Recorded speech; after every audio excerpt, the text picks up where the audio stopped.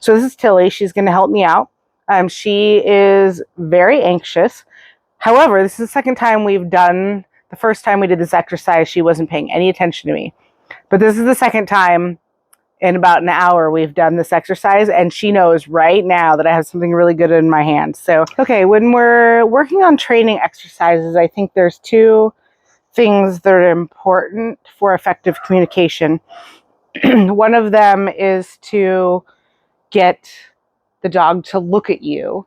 So if they're fixated on something else, not paying attention to you, any command you're going to give them is not going to be effective. So you're going to want them to look at you.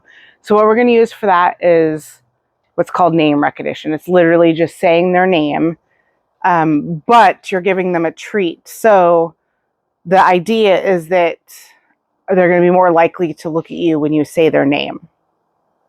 Then you can get your attention, you can give the command. Now this is the name recognition. So I would just say, Tilly, and try and say it, Tilly. Try and say it consistently in a higher tone than you normally say to your dog. Tilly. Kind of attention getting. Tilly. Tilly.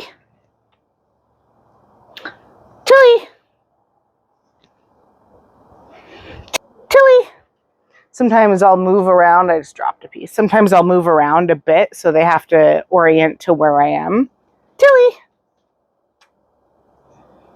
Tilly. Then the second one is what I call, well, not what I call, it's just called a marker word.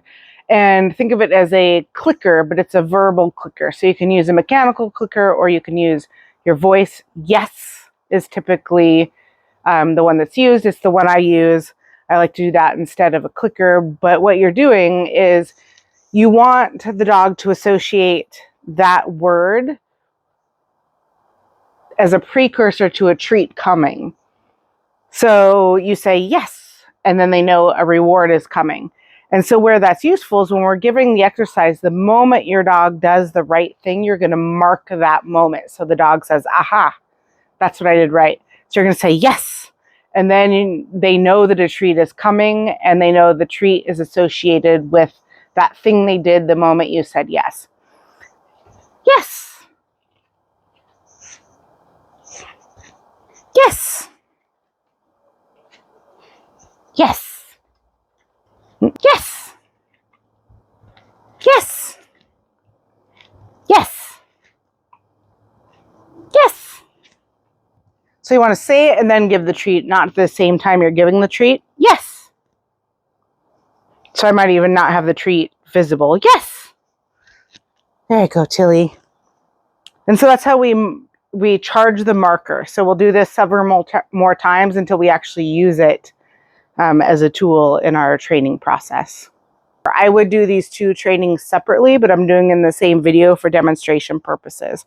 So for these, it's not going to really matter what your dog is doing, except they can't be not paying attention to you at all. So it's not look, you're not asking them to look at you, but that's eventually where you want to get. When you say your name, their head's going to snap around and look at you. Or the yes predictor, they're just going to know it's a treat, and potentially they're looking at you. So yes. So that's it. Those are the two exercises we'll practice. You want to practice those. Like I said, usually the yes and the name recognition in different sessions, but practice them for maybe a week or so before we really start using them so the dog really understands what they mean. Tilly.